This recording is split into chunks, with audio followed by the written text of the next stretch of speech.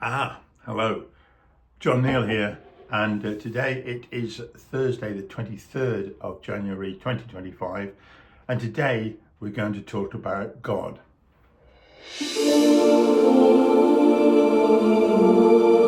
And if I say we are going to talk about God, then it's a conversation, so please get back to me with your comments and we see where we can go with this. You might be saying, well, people don't want to talk about God, but you know, people mention it quite often, particularly in the phrase, oh my God. So I'm thinking, well, if you're going to say, oh my God, in just general conversation, well, even particularly if you're astounded by something or happen to be in a desperate situation, like you're about to be run over by a bus and go, oh my God. Well then, if you're going to say it then, let's think that you might as well think about it in more placid times when you don't have to be so desperate. So let's have a think about what we think God is. It may not be what God is, so it's who God is and whether we call him, him or her. And how do we know who God is? Are we able to know who God is?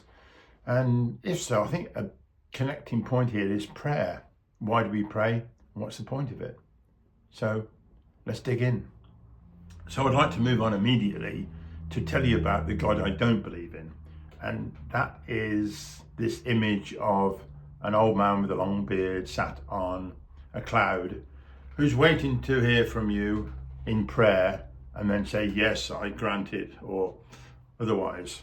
Because this is such a simplistic and silly idea, but there are lots of pictures of what you imagine God might be in that situation. But that is so missing the mark. And then you've got the idea of prayer. When people pray, they say sometimes prayers are answered. Well, you might say prayers are always answered, but it's not always the answer that we want. In fact, the Lord's Prayer says, thy will be done. Meaning, whatever you pray for, it is the will of God, which is another phrase often on the lips of Muslims, inshallah. Whatever is the will of God. And indeed, the Baha'i prayer, the remover of difficulties. Is there any remover of difficulties save God? Say, praise be God, he is God, all are his servants, and all abide by his bidding. I must say immediately, of course, any comments I make are my own comments. They're not authoritative in any way whatsoever. But if I do refer to some documents or writings from the Baha'i writings, I will say so. And this is the case. There's a book called Some Answered Questions, which I referred to before. This is it. And in there, and on Bahaipedia, there is are some statements about this subject. Baha'is view God as the being responsible for the creation of all that exists. The teachings state there is only one God and that his essence is absolutely inaccessible from the physical realm of existence, and that therefore his reality is completely unknowable. Thus, all of humanity's conceptions of God, which have been derived throughout history, are mere manifestations of the human mind and are not at all reflective of his true nature. Here's an interesting angle. Just as a lump of rock can't understand what a plant is, and the plant doesn't know what an animal is, then we as human beings don't know the next level of existence. In other words, the spiritual creator. Let me quote you from Some Answered Questions. Moreover, differences of degree in the world of creation are a barrier to knowledge. For example, as this mineral belongs to the mineral kingdom, however far it may rise, it can never comprehend the power of growth. The plants and trees, however far they may progress, cannot imagine the powers of sight or of other senses. The animal cannot imagine the human degree, that is, the spiritual powers. Thus, the differences of degree are a barrier to knowledge. The inferior degree cannot comprehend the superior. How then can a reality which is originated comprehend that reality which has existed from all eternity? It continues.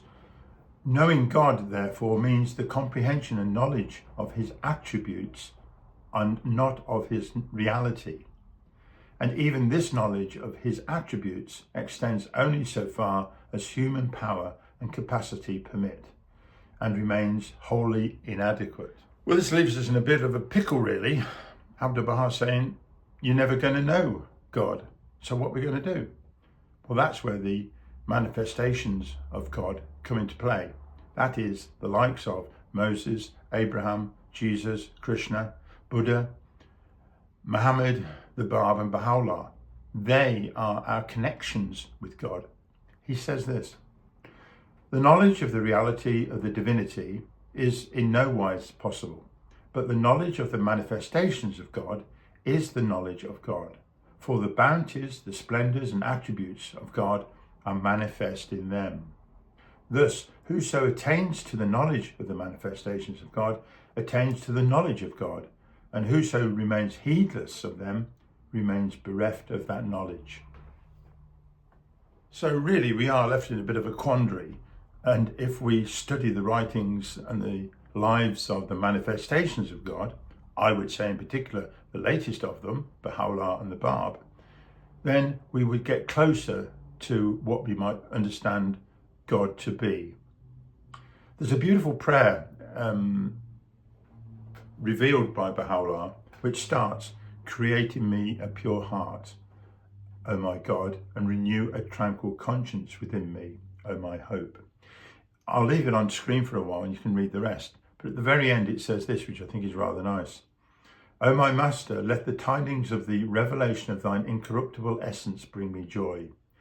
O thou who art the most manifest of the manifest, and the most hidden of the hidden. Most manifest of manifest. In other words, you can see the whole of creation, you can see what God has created, and it is absolutely incredible. Science is trying its best to sort it all out and understand it, and we just sit back and look and think, wow, look at that. But then at the same time, the Creator is beyond us. We don't understand.